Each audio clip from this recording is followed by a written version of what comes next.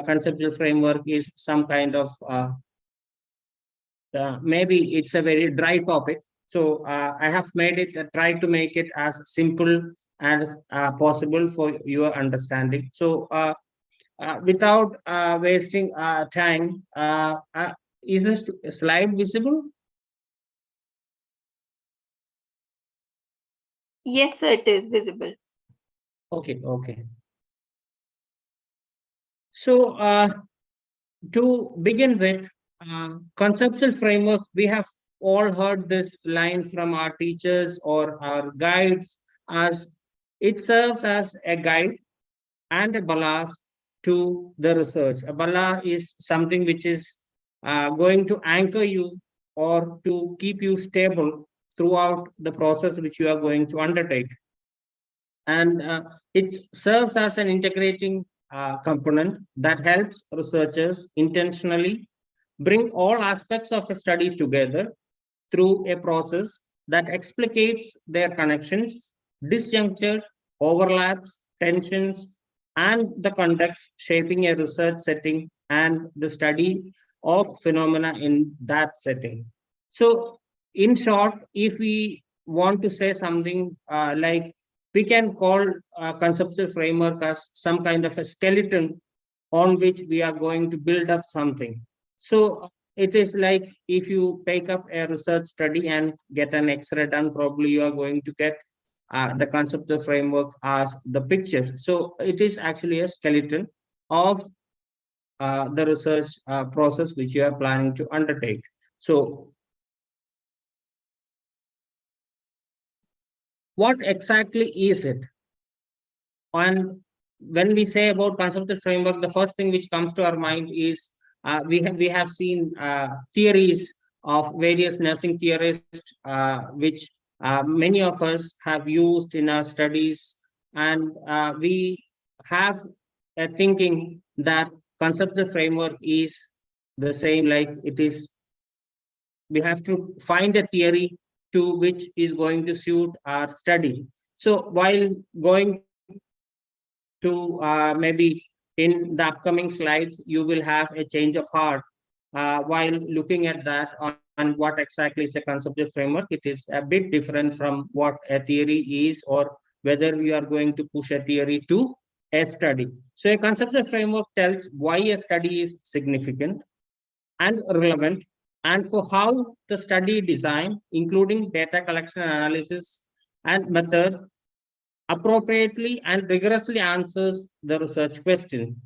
In addition, a conceptual framework situates a study within multiple contexts, including the overall methodological approach, the researcher work from, and how you as a researcher are allocated in relation to the research. As I said before, the conceptual framework and theoretical frameworks are often used interchangeably. However, there are some differences. So we'll just look at the differences, mainly about some of the variables, how they differ, like genesis, purpose, conceptual meaning, process, underlying review of literature, scope of application, and methodology. These are the variables under which we are going to see how theoretical framework differs from conceptual framework. And there are, of course, similarities as well as differences. So in case of genesis, a conceptual framework is created by the researcher.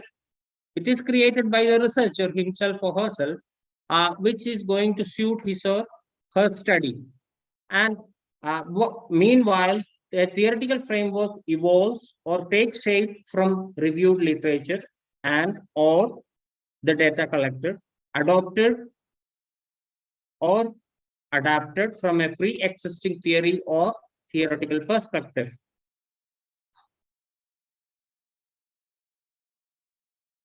When we look at the purpose, we can see in case of framework, the researcher see clearly the main variables and concepts in a given study. It provides researcher with a general approach, which includes methodology, research design, target population, sample, data collection. And here you can see the similarities, but the next slide, you will see how it is going to differ in case of, here both almost are the same. And in case of theoretical frameworks, you can see it. The purpose is also to guide the researcher in collection, interpretation, and explanation of the data. But in case of conceptual framework, it guides the researcher in the collection, interpretation, and explanation of the data, where no dominant theoretical perspective exists. Guides future research, specifically where the conceptual framework integrates literature review and the field data. In case of conceptual meaning, you can see the synthesis of relevant concept is a meaning or a conceptual outcome of a conceptual framework. But in case of a theoretical framework, it is application of a theory as a whole or just a part of it. The process underlying review of literature in case of conceptual framework is mainly inductive, while in case of theoretical framework, it is deductive. So in case of conceptual framework, mainly it is inductive, as in social sciences, where research problems cannot ordinarily be explained by one theoretical perspective. Some social science research also gets driven by theories, but theories in the social sciences tend not to have the same power as those in the natural sciences. In case of theoretical framework, as I already said, it is deductive, as in natural sciences, where hypothesis testing takes place to verify the power of a theory. So in this process, you can see while we tend to shift towards something like testing of a hypothesis. So in case of theoretical framework, mainly it is quantitative. It leans towards the quantitative side, and that I think that is coming for the next slide. At the methodological approach, maybe it is located in case of conceptual framework. It may be located in both quantitative as well as qualitative research paradigms. Increasingly, mixed method approaches are recommended. Data mostly collected through both empirical and descriptive survey instruments, interviews, and direct observations. Hence, a preponderance of qualitative data and a strong on consideration of context. So that is why we said in case of, there is a difference between in case of theoretical framework and conceptual framework, mostly in case of social sciences, where a lot of other factors or contexts are applied or affecting the data. Meanwhile, in case of theoretical framework, where it could be easily applied to pure sciences means there are pure sciences like chemistry, where almost every other factor you can control and the experiments could be done in a lab. So in case of theoretical framework, located mainly in a quantitative research paradigm, data collected mainly through experimental designs, empirical surveys and tests, and efforts made to standardize context or else ignore it. In case of scope of applications, if you look at in case of conceptual framework, it is limited to specific research problem and or context. But in case of theoretical framework, it is a wider application beyond the current research problem and context. While coming to the components of a conceptual framework, we'll be looking at, don't worry about, we are talking about pure theoretical things. In the later slides, we'll see some of the examples, how it is being applied to research studies, or how we'll be able to place it in some of how to create or how to make a conceptual framework. And there are some examples which have already been used in some research studies also we'll see. So in case of components of a conceptual framework, we can see first there is a research question, the core constructs and goals, and then there is a theoretical framework, tacit theories and analytical framework, and then there is a methodological approach, research methods and context, then there is reflexivity and dialogic engagements. And these are the questions which are coming in all these 4 areas. And what do you hope to learn In case of research questions, core constructs and goals, what do you hope to learn? What key terms do you need to define in your research questions? What are your personal, practical, and intellectual goals for the research? In case for the theoretical framework, tacit theories and analytical framework. In case of, I think tacit theory is something which I'm sure you must have heard about tacit theories. It is These are tacit knowledge. You can say it is not exactly like, maybe you can call it knowledge or theory. These are skills, ideas, and experiences that are possessed by people, but certainly not codified knowledge which are present within our with people, as well as this each and every one of us know that this how valuable this knowledge is, and which could be of use for others as well. For an example, there could be, I think there are so many participants, many of them might know how to play a music instrument, uh, but that is not always shown as a certificate or anything, or maybe a driving skill, or maybe parking skill. These are kind of tacit knowledge which is present in people, but necessarily not expressed almost every time. So what theories will inform your analysis? So how are you going to then the analysis part? That is why we have said there about the theoretical frameworks, where which is going to form your analysis, data analysis. So, and the next is methodological approach, research methods and context. What approach guides your study? What research methods will you use? What micro, macro, and political context inform your topic? So, in case, what exactly are you going to study?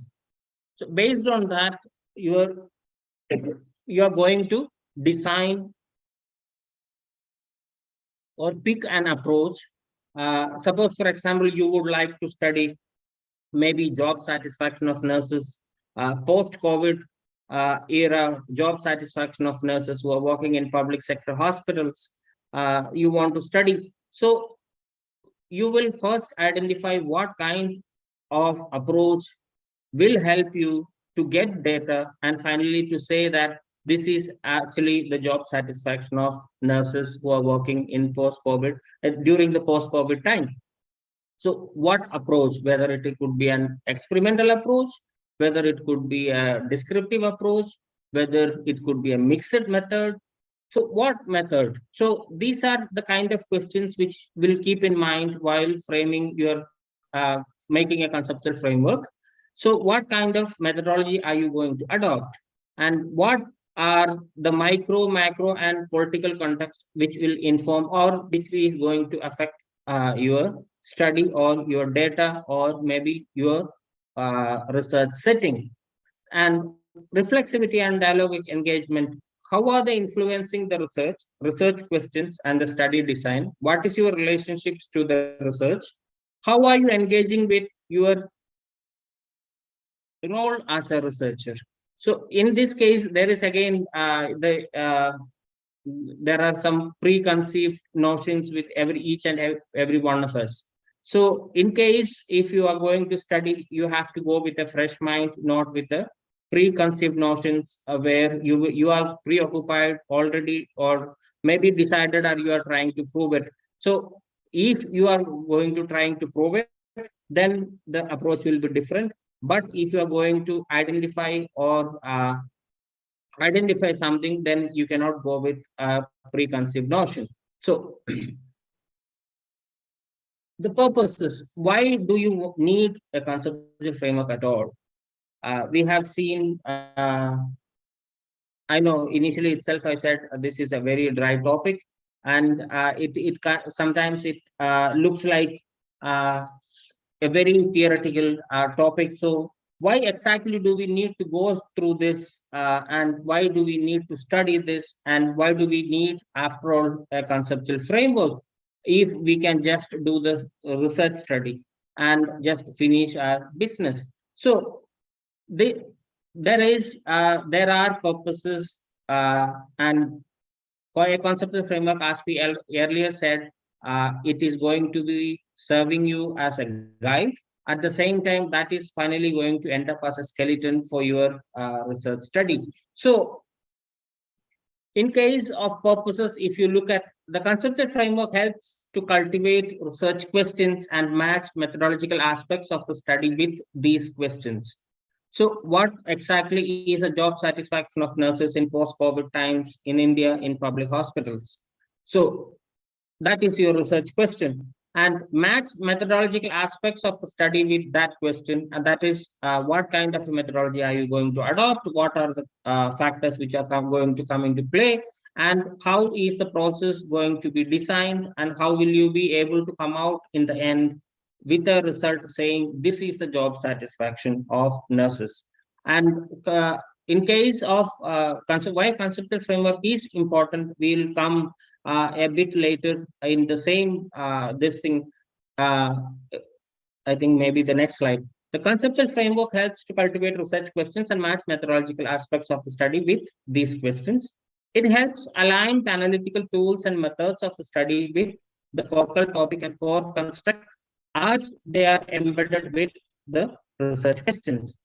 It helps to situate the study in its theoretical, conceptual, and axiological and practical context, include implications related to the study setting and the participants. It is the focal framework for the process of designing and engaging in research. It details the primary or the core construct of the study and the relationship between them. So I think axiological we have seen, I think there is a relationship. We are going to look at, I think, the epistemological and other aspects of what are the other aspects which are coming into play with your research. Maybe that's in the next slide. These are simply current version of researchers map of the territory being investigated.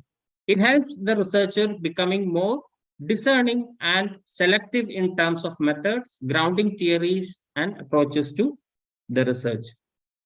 It can become a mechanism and strategy for aligning researcher goal, expectations, values, and ideas about research at the outset and throughout the process. It can function as the tentative theory of what a researcher is studying. It is a system defined as functionally integrated set of elements which serve as integrative mechanism that works within and across the concept, assumption, expectation, beliefs, and theories.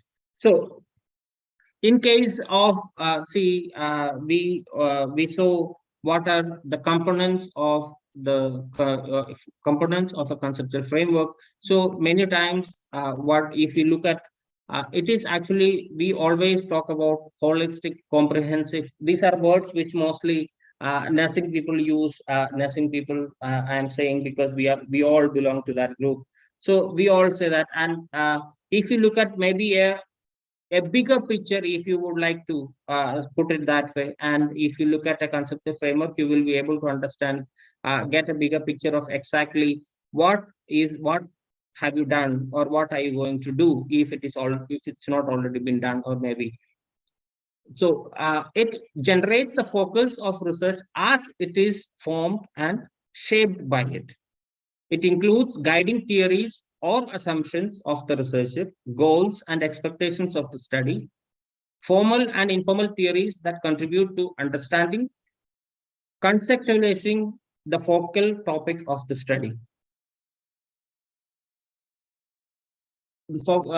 See, contextualizing the focal topic of the study is maybe we gave an example of job satisfaction of nurses. So in case of job satisfaction of nurses, are we,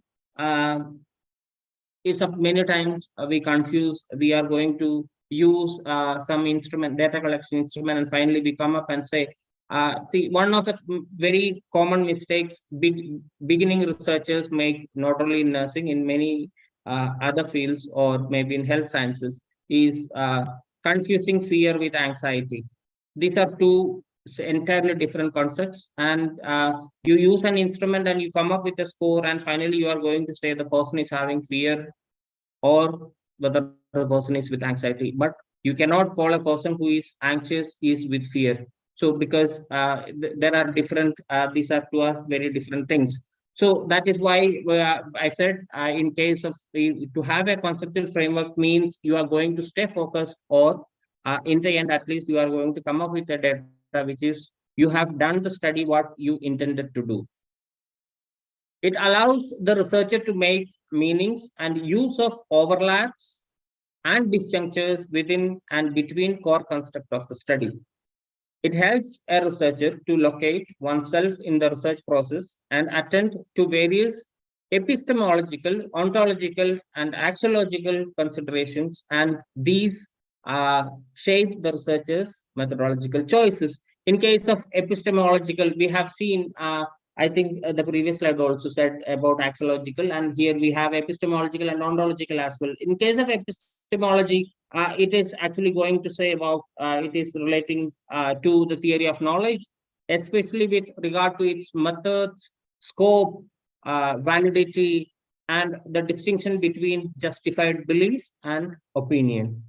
In case of ontology, it is ontological considerations. When you see, it is ontology is something which shows a relationship between the concepts and categories in a subject domain. In case of axiological, it studies the nature, types, and criteria of values and value judgments. So these are the considerations we are going to look at while forming or framing a conceptual framework. It is constructed and continually iterates throughout the research and refine the research simultaneously. Roles and uses.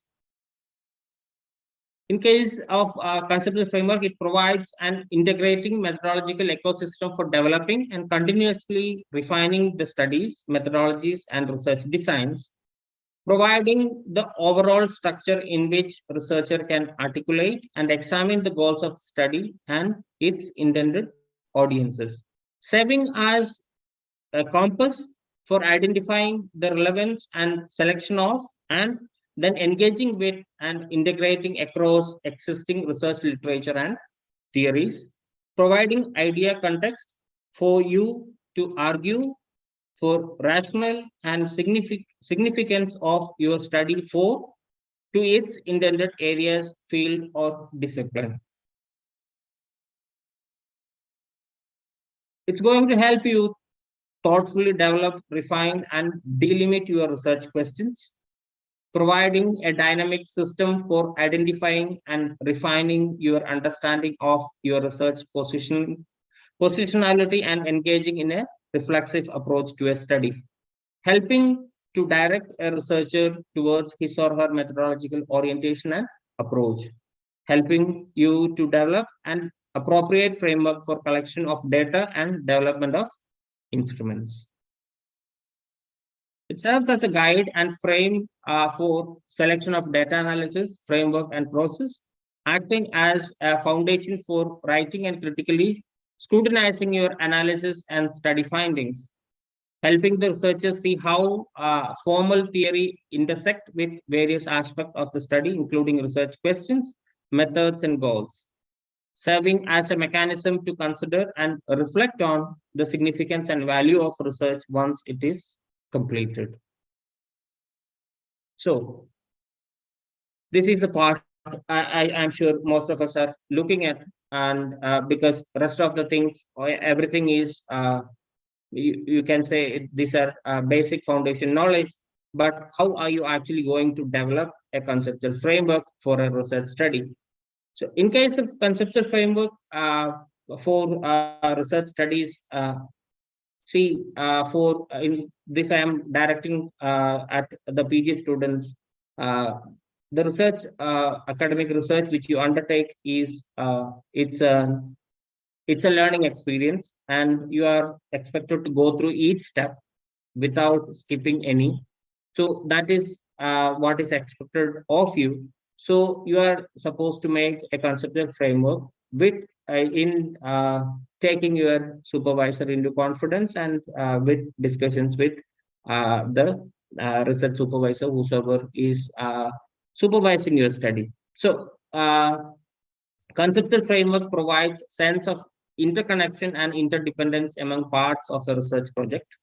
It is central to the construction and implementation of the research. The guiding sources for construction of a conceptual framework. How actually are you going to construct a conceptual framework? First of all, it is one thing is the researcher is who is the center point, who is going to decide what is he or she is going to study, and how the study is going to be designed.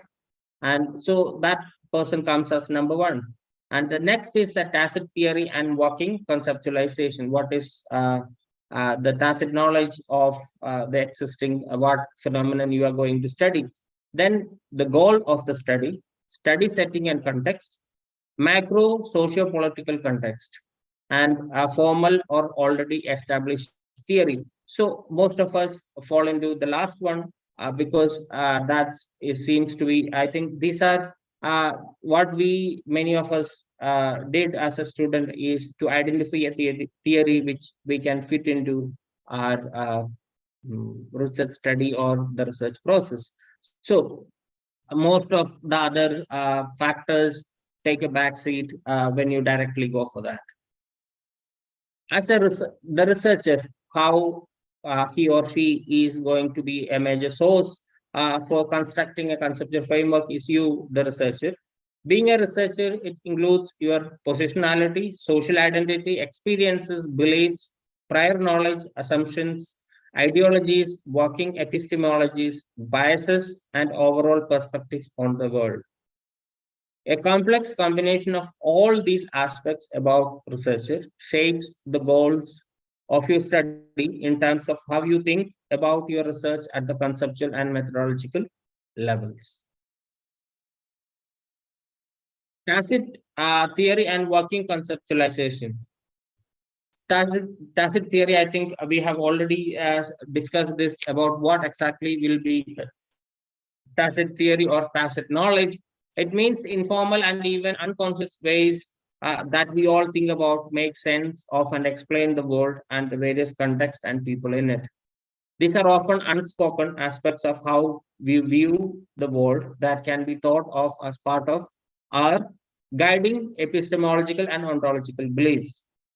Based on this concept, researchers should spend considerable time asking sets of questions about what implicit or tacit theory guides your interest in the topic, how you are thinking about the topic in a specific setting or context, and what formal theories you are drawn to, uh, and that you drawn upon to help you make sense of what you are thinking. See, we many times we conceive a problem or we have some questions in our mind, and what are we going to study, and but initially it keeps changing. This happens, and this I'm talking to the PG students. Many times we start with something, and later we realize, after much thought, we make many changes to it. And it could be from the advisor's point of view, probably, or otherwise, maybe it is an afterthought within you itself. You also start thinking about the same thing, and what exactly are you planning to do, or how are you going to go about it? So that is exactly what we are going to say in this, the working conceptualization. How are you exactly going to go about it? Goal of the study. Most studies begin broadly with an interest or a concern of a researcher or a group of researchers. The goals of a study can stem from personal or professional goals, prior research, existing theory, or some combination of these influences on a researcher's thought, values, and interest. Study setting and context. Another major piece of a conceptual framework includes the study setting and context, which means the actual research setting, maybe a group or community, and what we think of as what we think of as the context within the setting, which means who and what aspects of that setting are central to your research. Macro or socio-political context. In addition to specific settings and context that shapes your study, examining the macro socio-political context that influence your research is very vital. Macro socio-politics is a combination of broad context, social, historical, national, international, global, financial, political, that create the conditions that shape society and social interactions, influence a research topic, and affect the structure and conditions of the settings and the lives of people at the center of your research, which includes you. So while we have seen rest of all, we are going to see some of the most commonly used theories, how conceptual frameworks are framed using the theories, and how it is being used in certain research studies, and how it can be fit into. The person as this is adaptation or voice adaptation model, where you can see the just this is the Roy's theory of adaptation, and you can see I think I don't think I need to explain each and every one of this, but while you are looking at a study, how are you going to go about it? Maybe the previous slide, if you look at, there is an input, process, effectors, and output, and stimuli, adaptation level, coping mechanisms, regulator and cognitor, and physiological functions, self-concept, role functions, and interdependence. These are effectors, and coming out with an adaptive response or a maladaptive response. And some of the examples we'll see next.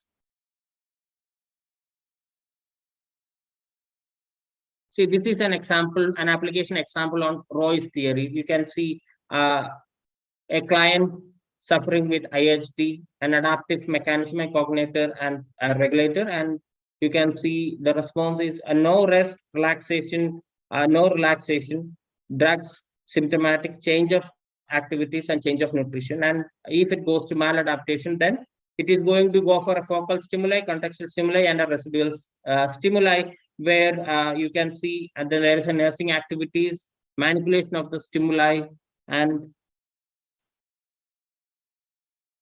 if it leads to a maladaptation, we have seen there is a focal stimuli, contextual stimuli, and residual stimuli. And finally, there is a nursing activities, manipulation of the stimuli, and where there is a nursing intervention, and then it goes to these painkillers, which is, of course, the focal, it comes under focal stimuli, and contextual stimuli, which includes checking BP and recording, and diet modification, sugar restricted diets, medication, insulin, exercises, and a residual stimuli, guidance and counseling, stress reduction or relaxation therapy, and restriction of oily foodstuffs, and diet modification. And there is an adaptation to one's life. There is a new style of adaptation.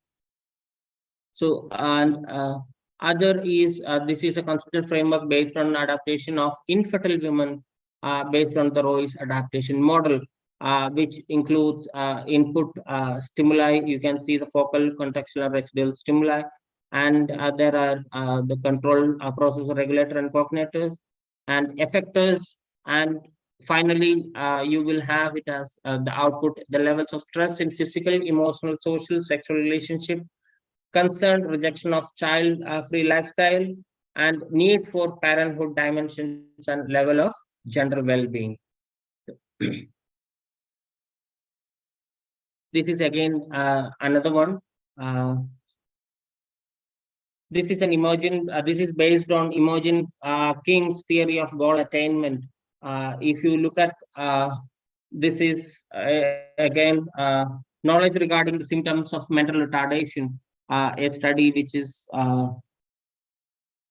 based. The study is intended to it is about to assess the knowledge regarding symptoms, identifying symptoms of mental retardation. So you can see how this is being utilized the Imogen King's theory of goal attainment is utilized for this study.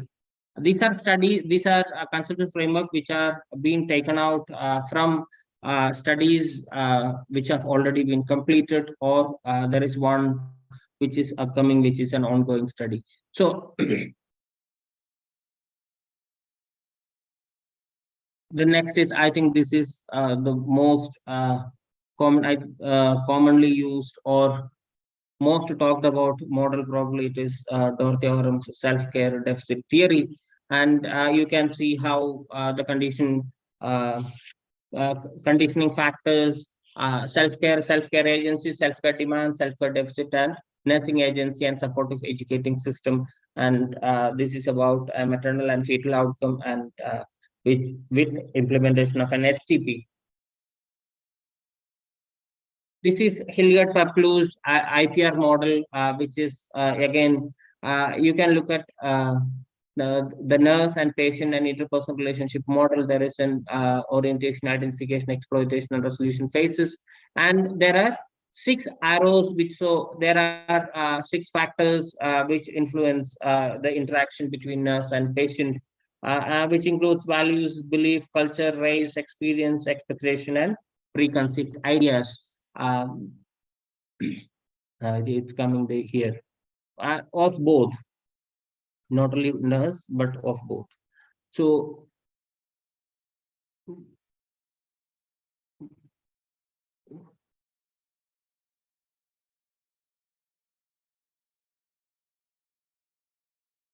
this is Lazarus and Folkman transaction model of stress and coping, where it is utilized for to study academic stress among students. Uh, you can look at maybe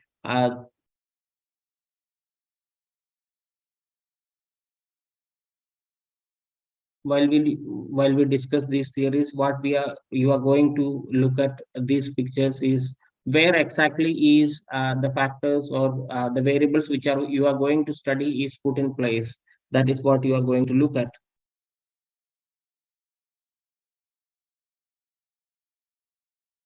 This is a study which is based on chemotherapy induced alopecia, and it's a considered framework model.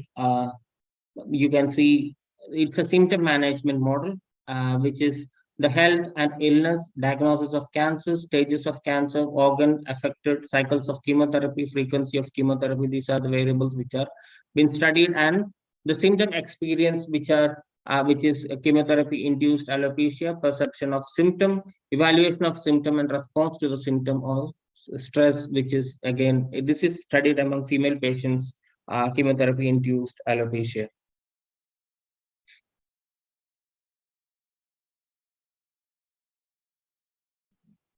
A major role of a conceptual framework is to contextualize a research as a site of generative meaning making around the role of a context critically and intersectionally, which includes helping the researcher examine and understand the social, cultural, political, economic, and ideological milieu of the research, macro sociopolitics and its manifestation in your specific research setting, including interactions with participants, your social identity and positionality and their impact on design, fieldwork, and analysis, the influences of socio-cultural, historical context of the individuals or community, a group or organization that is the focus of the research process. We have already seen the examples. The formal or established theories, if we are going to use it, a central component of a conceptual framework is the theoretical framework, which is an integrative narrative that consists of formal or established theory. The critical integration of formal theory, the set of established theories that are combined in relation to the ways of framing the core construct embodies in the research questions, constitutes the theoretical framework of the study. The theory integration process is guided by the ways that you as a researcher engages with and use specific theories and models to consider the setting, events, context, and phenomena you are seeing and exploring. So we have seen now how are you going to, what are the factors or how, what is the base which forms for creating or formulating a conceptual framework. So the next we'll be looking at how are you going to build your conceptual framework. See, there are multiple strategies and practices for constructing and developing conceptual framework. These are sets of reflective writing that asks a series of questions about your research, are central to a conceptual framework's critical iteration. These are specifically called structural reflexivity and dialogic engagement practices. So, if while you look at a research question, you think about many of the times, I'm sure most of the research supervisors will ask the student or the student researcher to write it down rather than simply thinking it. That is mainly because most of the time when you put it in writing, things become more clear. That is exactly the reason why we say to write it down, or that is why it is we specifically mention reflective writing. So these are practices which include reflective writings and structural conversations with individuals and strategically selected groups create opportunities for you to develop and engage with all aspects of a research process, including how you theoretically understand the topic, the methods you use, the ways you analyze the data, and the variety of additional issues and concerns that help you engage with and continually refine a conceptual framework. So, I think we said about an example of job satisfaction of nurses working in public sector. So, while you are looking at such a problem, or that is your research question, are the public sector nurses having an optimal job satisfaction? Are their job satisfaction level optimal or satisfactory? So what exactly because uh, me as a researcher, I am thinking to do it, but the entire concept may not be clear to me unless I talk or discuss with others, or at least have a literature review. Not at least have literature review, you need to have literature review. Then the next step is you talk to experts in the field, or groups who have already, or people, individuals or groups who have already done some studies, or something which is related to the topic which you intend to study. And the next thing is you talk to nurse administrators about how to go about, or what exactly could be studied, whether job satisfaction. Many times what happens is you want to study something, you do the entire homework and go to a place you want to study this, and you don't get an administrative permission to study it. So your entire process, as the time has gone waste, your energy has gone waste at the same time, because academic research is time bound, you cannot keep on go on extending it. So that is why we say there is you need to have strategic I'm sorry, structural conversations with individuals and strategically selected groups. These are the strategically selected groups, and while discussing you will come across some of the prospective speed breakers or obstacles in your research, and you will be able to at least put that as factors and include those factors in your conceptual framework, where if you are not going to study that, because that is practically not possible. So that is also one thing which helps you in making or formulating a conceptual framework which is as complete as possible. Developing a conceptual framework to teach nursing research. This is also another thing which I thought I'll just add in this, because the conceptual framework is based on four pillars: theoretical knowledge of research, scientific writing, psychological support, and experiential learning. Theoretical knowledge is the foundation of any discipline. What must be considered, though, is how much of the vast body of research knowledge a baccalaureate student should have to cope with, or in case of postgraduate student, should have to cope with.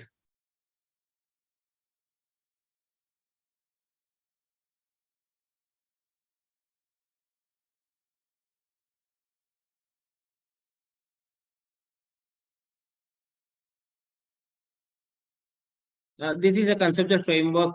I thought this will be an example for making a conceptual framework and to teach research in nursing. A theoretical knowledge, scientific writing skills, and then there is psychological support, experiential learning, and in the center you have the research. Scientific writing. Instruction in scientific writing should be guided by a pre-planned curriculum. Specific objectives must be developed, and the learning activities to achieve the objectives must be planned. Develop assessment criteria that clearly indicate to the student what is expected out of them, or what do you call as average or satisfactory performance in case of nursing research. Psychological support. I'm sure nobody has used, or maybe I say abused this word as much as we all do. Nurses, we, for each and everything we say psychological support, and psychological support is the most crucial of all the four pillars in, while research is considered, mainly because a student researcher is a person who is going to attempt this for the first time, and the supervisor has a major role to play in formulating a conceptual framework, or the person undergoing through the entire process of the research. So psychological support is something we all specialize in, and in teaching and supervising research is where we could be very liberal with offering psychological support, because that is something which is going to help them out. They will get a student researcher will get help of searching literature search. They'll get help from somewhere else, or maybe for typing they'll get help from somewhere else, or maybe editing they get somewhere else, but a psychological support, I'm sure teachers are the only hope for most of the students who are student researchers who are doing it or attempting for the first time. Students may have theoretical knowledge and be able to write a scientific paper, but if their feelings of insecurity are not addressed, their attitude towards research will not change. Students feel confused and insecure even though they have been guided through the process of what and how to write. To be able to understand, and the level of confusion and incompetence students are experiencing when they are writing a research proposal the first time. It includes a proposal, whether it's an article, whether it's a research report or the final thesis. The sequence of learning experiences in the research module must be described. And coming to experiential learning, the fourth pillar of the framework is experiential learning. Without doing research and becoming experienced to some extent before they complete the module, students will still not overcome their negativity regarding research. The student has to accomplish the specific outcomes of the course or the module.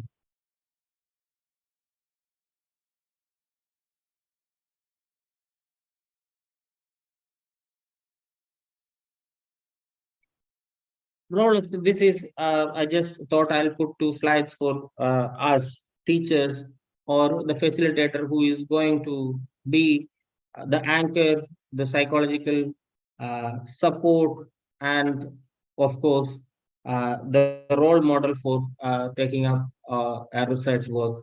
The role of a research facilitator in the conceptual framework. The role of the facilitator is varied. One has to be a knowledgeable researcher, a published author, a psychological supporter, and most importantly, a research role model. As the educational philosophy of the department or the institute is self-directed learning, the students are responsible for their own learning. Using the framework, a core lecture is presented during the first contact session of the year.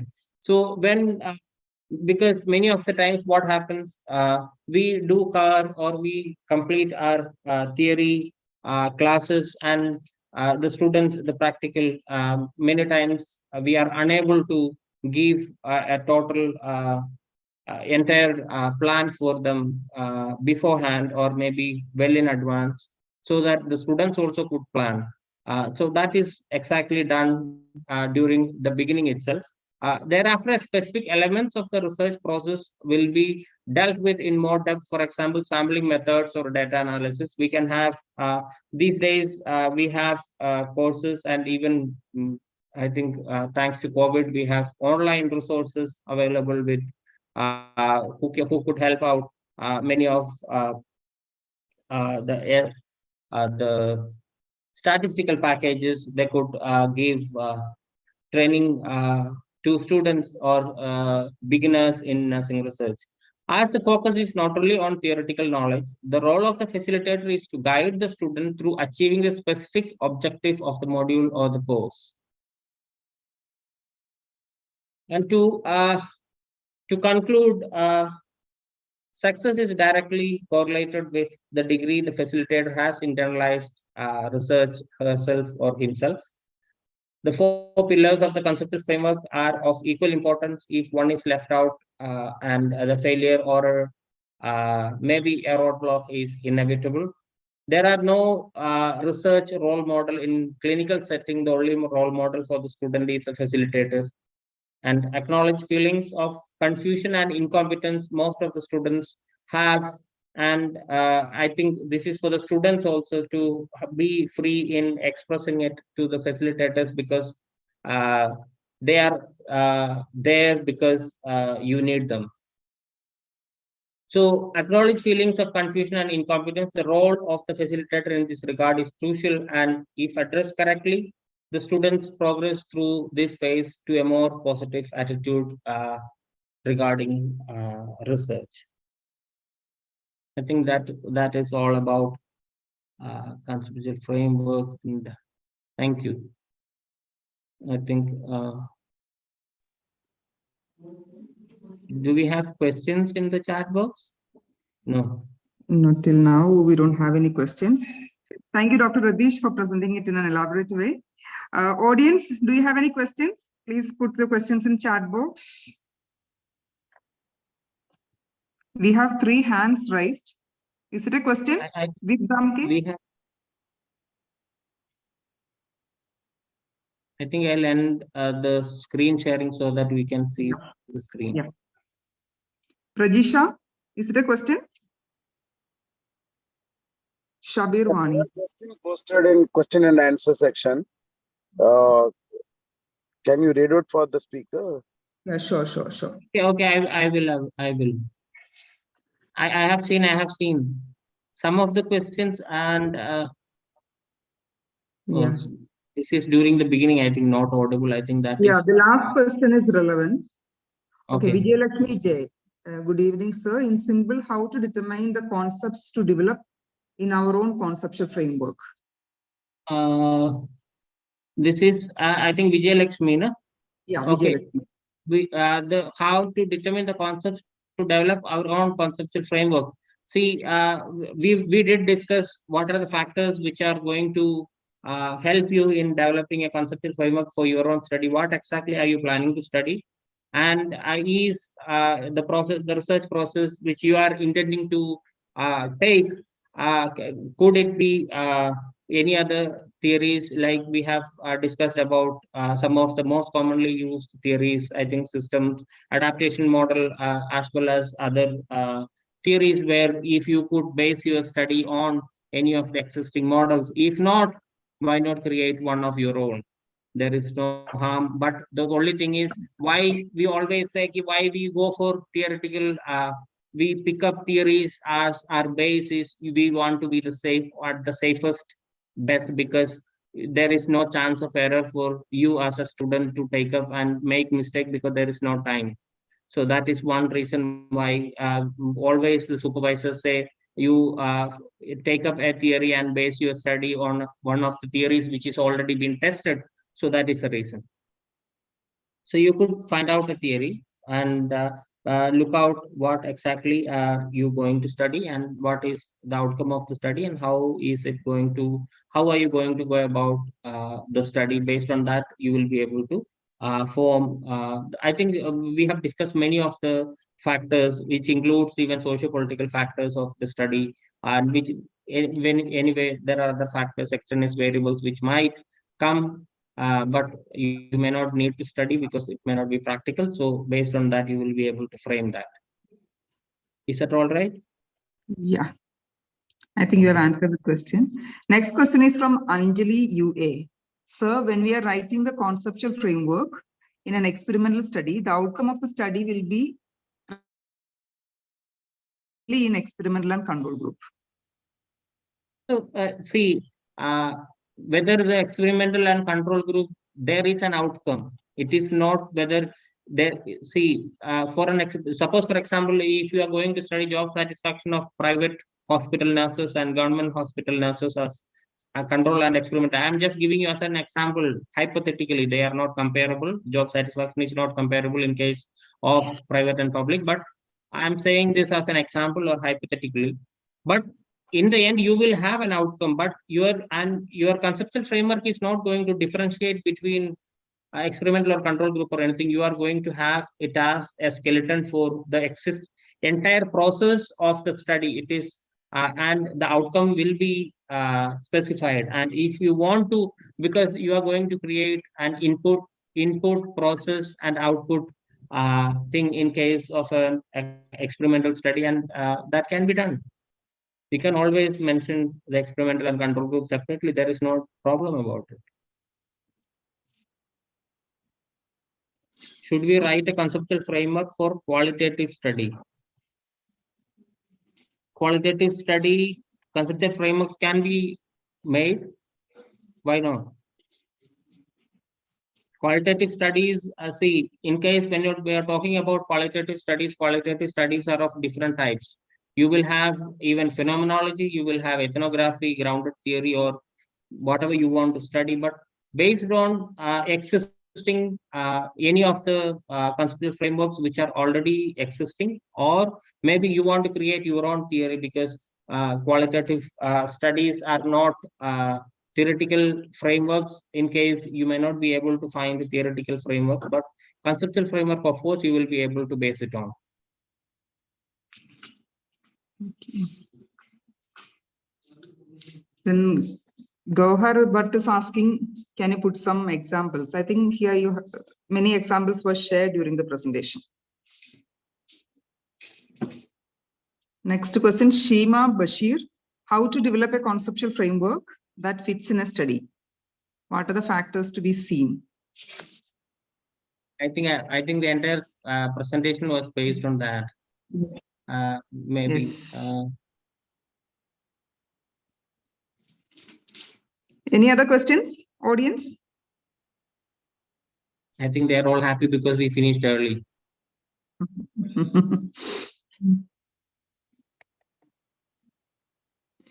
Is it mandatory to write a framework? That question also answered already. Yeah, that's I think that is from Emmanuel.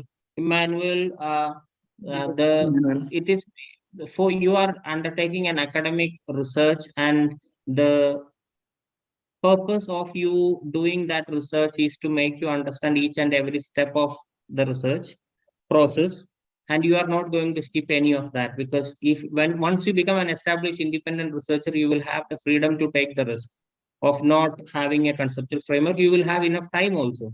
Now you will have only 1 year or 1.5 years just to complete the entire thing, and you cannot make mistakes and you cannot skip any steps. So it is, if you ask me as a research supervisor, I'll tell my students, you must have a conceptual framework for the study, so that you know exactly what are you going to do. You are not blindly shooting in the dark. So I hope that answers it. Yeah, there are comments. Excellent presentation. Thank you.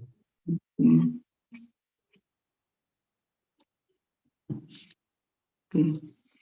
In most of the nursing research, we apply theory for developing conceptual framework. Is conceptual framework is synonym of theoretical framework? Question from an anonymous attendee. Anonymous attendee, I think you might have joined late because my presentation started with the difference of conceptual framework and theoretical framework. There were 2 slides, if I'm not wrong. Not two, there were 4 slides. How theoretical framework is different from conceptual framework. You want me to show the slides? I think you have explained it here. Yeah, I think maybe if you want to see, because we still have the time, I don't. Yeah. So maybe the difference you can see. Is it visible now? Yes, it is visible. Okay. So the theoretical framework and conceptual frameworks, there are similarities, but they are different. So we have seen in case of the genesis is different, the purpose is different, and in case of synthesis of relevant concepts is done in case of conceptual framework, but in case of theoretical framework, the application of theory as a whole or in part is done. And for qualitative studies or mixed methods, mostly conceptual framework is used.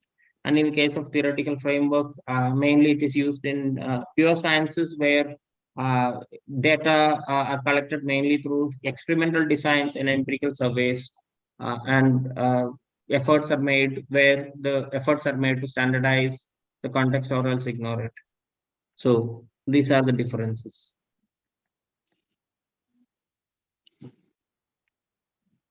I think that the answer is clear. One more anonymous attendee. Sir, can we mix 2 models to make a new conceptual framework? See, as I said, you are going to use an existing model, which is the safest thing. If you have the time and you are willing to take the risk and invest in it, why not? Create one theoretical framework of your own. A framework can be made, why not? The models, there are existing models, but at the same time, you should be talking sense. That is why many times as students, just see Callista Roy or Hilgard Paplu or other people, they did not base their knowledge on somebody else's theory. That is why they created their own theory. So these are nurses who created these theories. So creation of theories or making this is again another research which you could take up, making theories or testing those. So you can, but for the time being, as student researchers, my advice will be you base your study on existing existing theories which are time tested and which you don't have to risk anything. In the end, you should not make mistakes, and finally, you should not be in trouble. That's all. Okay. We have one more question from Pranita Sharma. If the model is made, then its validation by expert is essential or not? What I didn't get the question. Where is it? If the model is made, is it to be validated by an expert?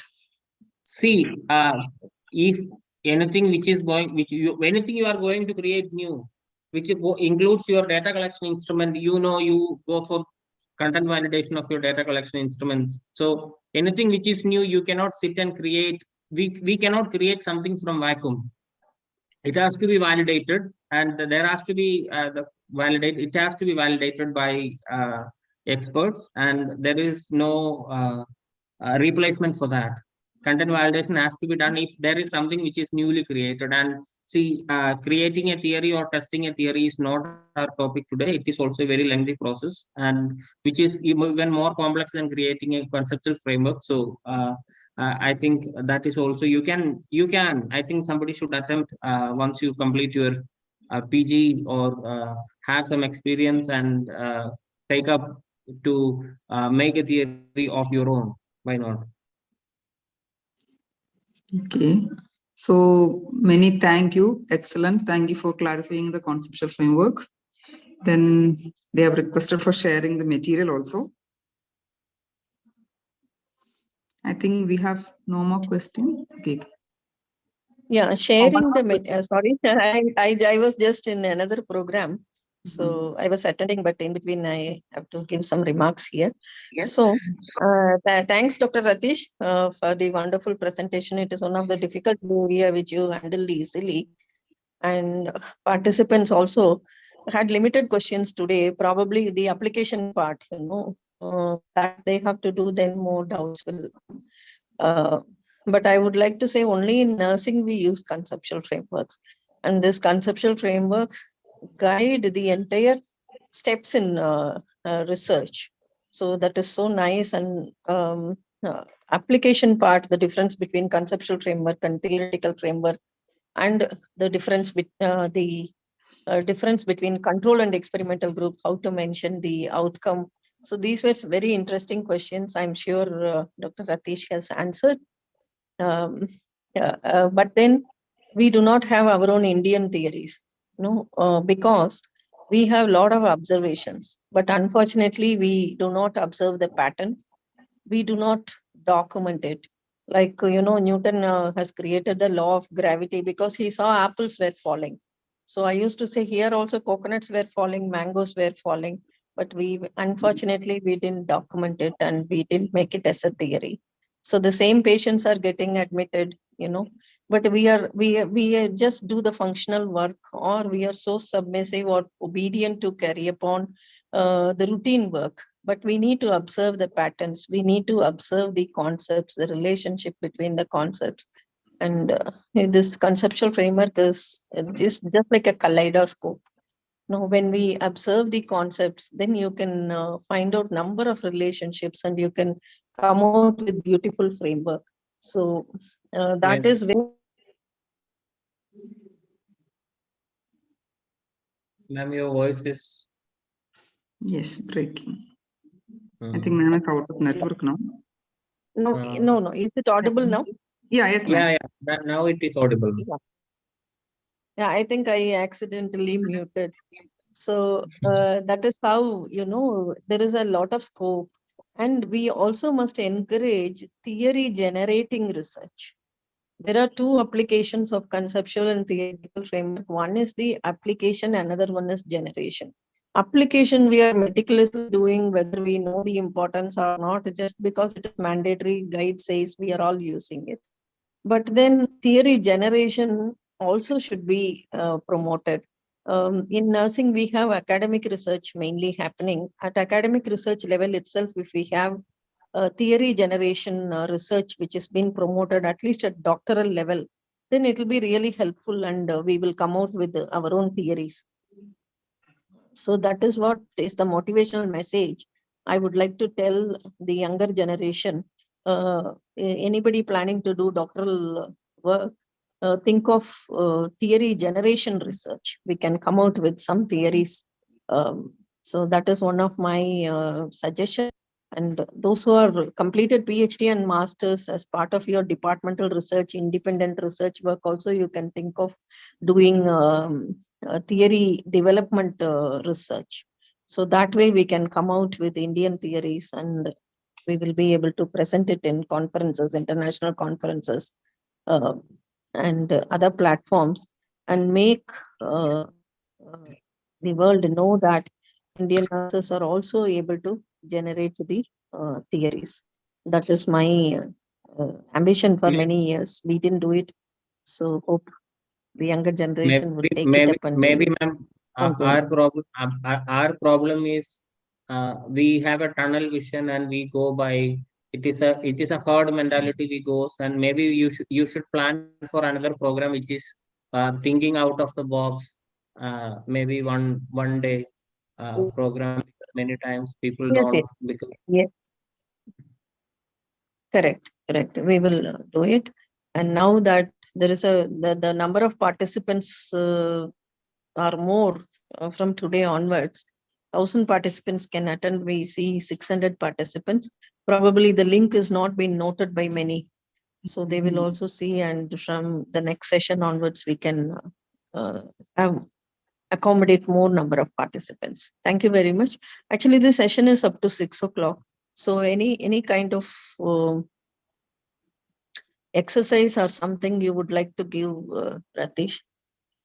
Maybe some research statement you can give, and they can post what theory is more applicable to the research statement. Some statements you have. Maybe ma'am, just give, maybe we can take a break for 2 minutes. I'll just Okay. take up, and then I'll Yes, put it yes. on the slide So so they one or can do it. two. Yes, I would yes. like to say something, ma'am. I Yes, always Dr. feel Lekha. theoretical framework is a topic which requires quite a lot of active learning. The involvement of the learner is very important in order to understand. Theory is a topic which others cannot teach us. We have to read and understand the theory. So the students need to take effort. And learning of the theory is not complete in the college.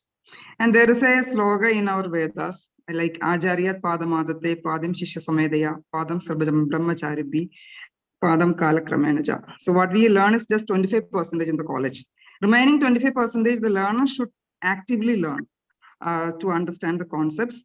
Then Padam Sabrahmajarabhya, certain things we learn by discussions, discussing among our classmates, or discussing, sharing the findings in conferences. I think we can organize more programs in discussing the application of the theory so that we'll get a better understanding. And Padam Kalakramanaja. So now also we are learning every day.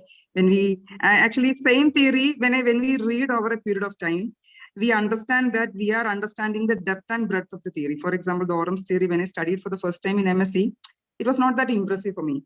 But later, when I applied it in my PhD study, I understand more. Now, when I'm working more on individual theories, we are learning more and more. It becomes very interesting.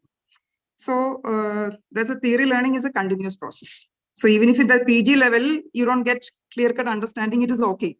You will learn it. At least try to understand a couple of theories in depth. That will help you to understand the other theories also in a better way. Another practical tip which I want to say is that regarding the concept analysis.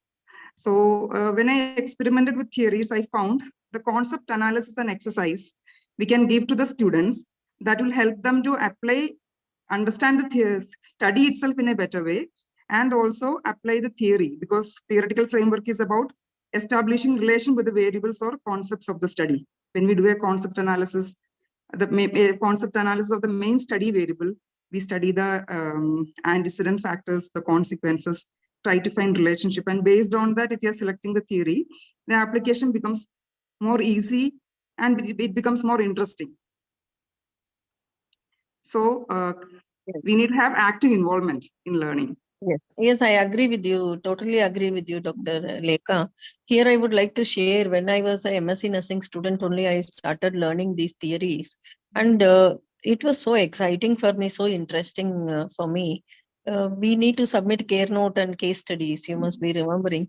So I used to apply the theories in the case studies and present it, so that was making the learning very interesting, because I wanted to showcase some difference between an undergraduate student doing the case study and a postgraduate doing a case study. So that is how I started applying the theories. So here also the students need not wait for applying the theories in their research. They can start applying in their care note case study in day-to-day interactions. And nurse managers also can use it. For example, this Oram self-care deficit theory itself can be used for manpower planning. That is, it has got the wholly compensatory system, partly compensatory system, and supportive educative system. So the patients in these three different levels require different hours of nursing care and support.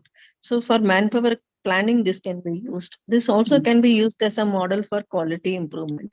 How many days does it take to move from totally compensatory to supportive educative system, or any patients are going in the reverse order, because they are supposed to progress and reach the supportive educative level. But due to some lack of interventions, they may move backwards, and they may become totally compensatory also. I was just quoting an example, ventilated patients developing a foot drop. That means the patient is not able to move, but we are supposed to compensate it, and the patient should not develop a foot drop. That means he is becoming more dependent. So how the patient is moving, in which level he is moving, in which direction he is moving, what is the length of stay, how the length of stay could be uh, reduced using a self-care deficit theory. These are all some of the applications in our day-to-day practice also we can do. Need not wait for research and apply the conceptual framework in research. Ultimately, it will be applied in research finally, but then it should be included in teaching also. When we are teaching assessment method, we have to teach based on a theory. Then the student will have a complete learning, at even simple theories like activities of daily living, so that nothing goes missed out. It gives a complete framework to assess the patient's requirements and needs. So like that, in day-to-day, when we are teaching the curriculum, the daily, the lessons, as well as when the children are writing the care note and case study, and when we are managing the unit as nurse managers, if we start using it, I think the theories will become more popular. I used to say every hospital should adopt one theory, and they should say that my hospital is based on this theory. It need not be always a Western model. We can develop our own theory, and we must be able to explain that this is the theoretical basis or conceptual framework which we use for caring for our patients. So that way, when we take it up, I think this will gain more importance, and there will be a scientific way of explaining what we are doing to the other team members and to the public. We will be able to scientifically project ourselves how much we are contributing to their wellness or coming out of illness. Thank you very much. I hope Dr. Rathish is ready with some problem. We can just discuss which theory is more applicable Ma'am, I would according to like the to, problems. let me share one more point. Right now in Amrita, we have developed a care plan, which is based on the need assessment theories, especially mainly the ORM, which is supplemented by the other theories. Our care plan itself is developed based on that. So we'll share the results Excellent. sometime later. Yes, yes, yeah. Thank you. Dr. Rathish, you have some research problem with you? Yes, ma'am. Yes, ma'am. I'm just sharing it. Just a moment. Yes. I just need to share it. That's it.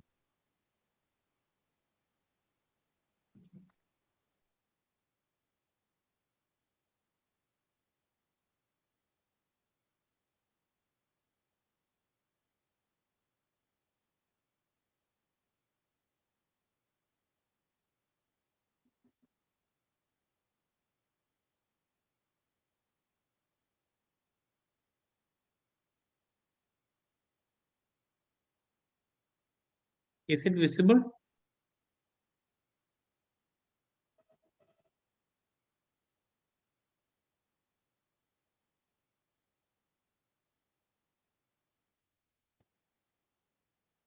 Yeah, visible, visible.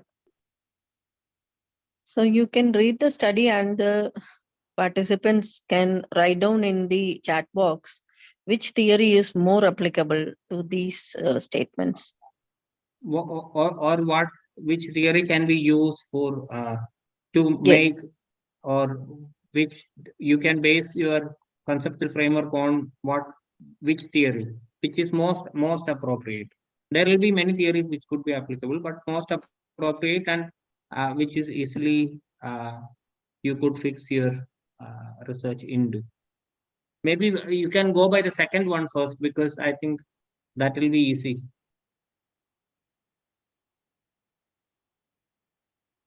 It is about I think just now madam discussed about manpower planning. So it is about determining the adequacy of nursing staffing norms. It is a staffing norms, SIU I just said, because that is a norms which is currently being used by the government for sanctioning of positions in hospitals. So in case of that, how to determine whether the existing number of nurses sanctioned for government hospitals, whether they are adequate or not in relation to the number of patients there. So what kind of theory? Because I thought that will be easy for you, because that was madam and Dr. Lekha were discussing that. So which one would you like to?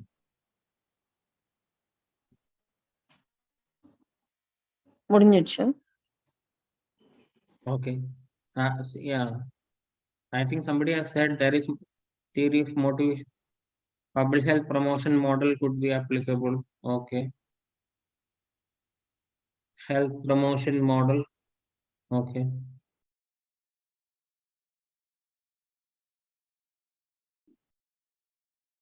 See, how about self-care model, which could be utilized for, see, about determining, that is exactly what, who is that? Sarala MM.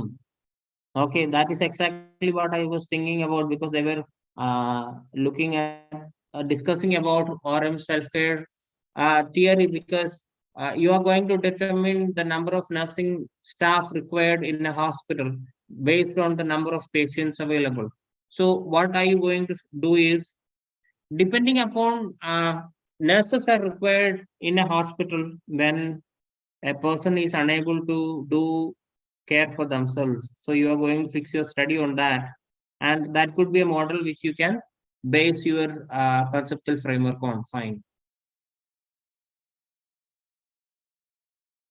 What about job satisfaction? Can you put it on the systems model or adaptation model? Or what? Somebody said something else.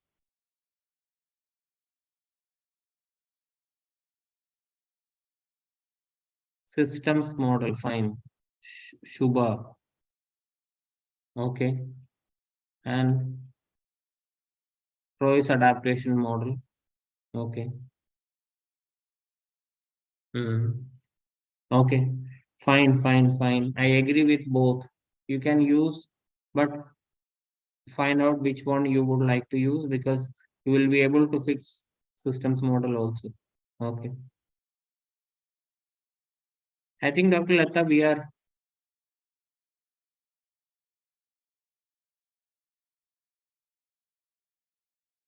Dr. Lekha.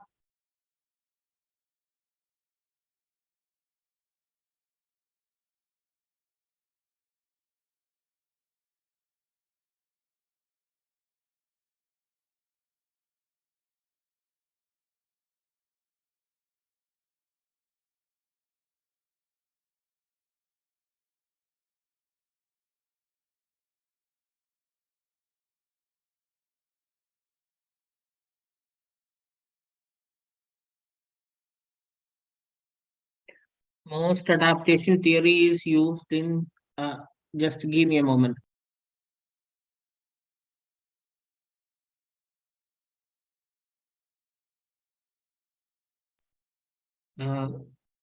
Most of adaptation theory is used in use patient as a population. Can we use it in other population? See, a theory where patient is used as an adaptation model, fine. Can we use patient as a population? Can we use it in other population? Okay. Yes, in any situation, it can be applied. Yeah. Yeah.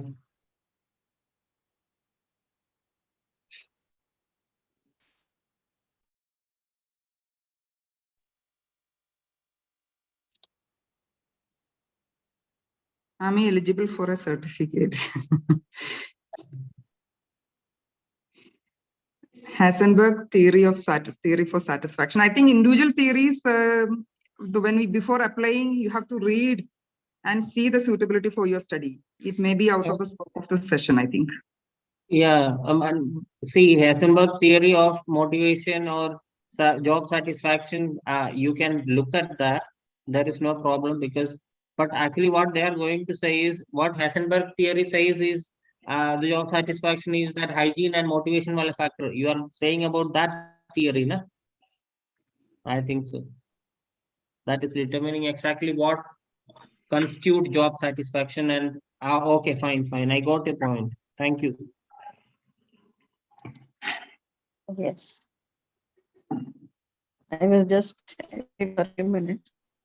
I think general systems theory can be used very safely. Yes. And if you look at Yes. many of the theories, it is based on systems theory, input, process, and output. Only the way they described it is difficult. So systems theory can be applied for any kind of work, Process. not only in research. Yes, yes. But it is so interesting to know that they are attempting to identify the theories and able to discuss the theories. That is really a good It's a good gesture sign. that they are able to think. It is a good sign that they are able to think which theory will be applicable. Yes, and of course, no, like some of the theorists' name, even today I am not sure whether I am pronouncing correctly. So that is why one of the reason why we choose Oram and Roy is these names are very short and easy to pronounce rather than Peplo and other names. Yeah, so name also influences for selecting the theories. Yes. I used Roy's adaptation model in my PhD study, which I can share here. Roy's adaptation model, Dr. Rathish has Ma'am, nicely explained. There is a I stimulus. have shared it. Yeah, I'll share it you have again. explained. Yes, I'll share it again, ma'am. yes, yes. I Yes.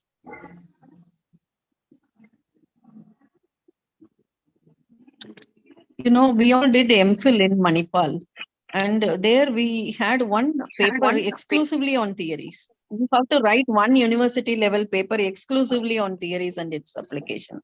So that was also a good way of encouraging the use of theories in nursing. So here I have used, there are three different stimuli, that is focal, contextual, and residual stimuli. Infertile women were taken, the focal stimuli was inability to conceive, and the contextual stimuli is the reasons for not able to conceive, and residual is the stimulus or stress resulting from the treatment which has been taken. But here I would like to say, part of the control process, the regulators I have not used. They are biochemical regulators where you have to study the hormonal levels. So I had put one asterisk and given below that it is not used in the study. So that way, when you are taking a theoretical framework, it is not necessary that you have to study all the concepts and the relationship between all the concepts. We can also partly use it. So I had put an asterisk and said which are all the ones not implemented or applied in my study. Then cognitor we have taken because I used positive therapy for psychologically motivating the infertile women, and the effects were seen in terms of physiologically how it improves their self-concept, their role function, interdependence, and the responses were seen. Of course, the response is not only ability to conceive. It is if their stress is reduced, if they are able to cope up positively, then that was considered as the uh, positive outcome. So that way I applied this. So this was also a very simple model which can be applied. Similarly, the other models. Yeah. Thank you.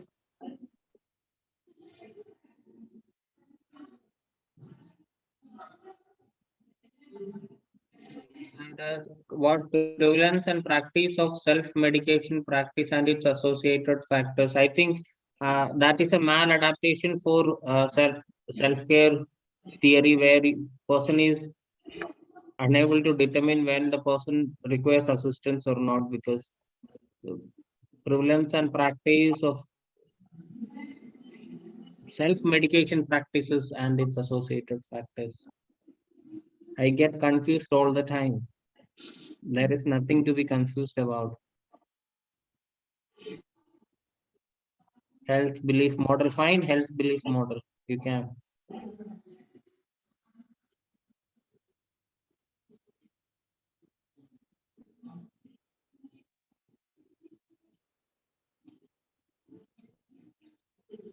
The confusions will get reduced once we start exercising and applying it. Yeah. Yeah. And And some people are asking which one I can use. No, they are giving statement of the problem and asking an appropriate conceptual model. See, the main purpose of this is to stimulate your own thinking and application. It is not that we are here to give ready-made solutions to you. today we may give, but tomorrow we may not be available. How are you going to take up the recommendations, you know? So you once you have understood the concepts, once you have understood the application of theories, try at your level, and some of the variables may not be suitable to your study, then change and apply another theory and see. So always never go for a single theory, take it and then get disappointed. Try 2-3 theories, and whichever is more applicable, you can use it.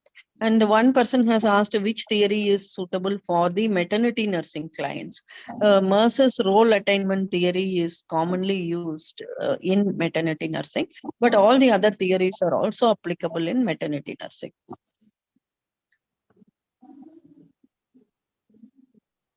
Yes.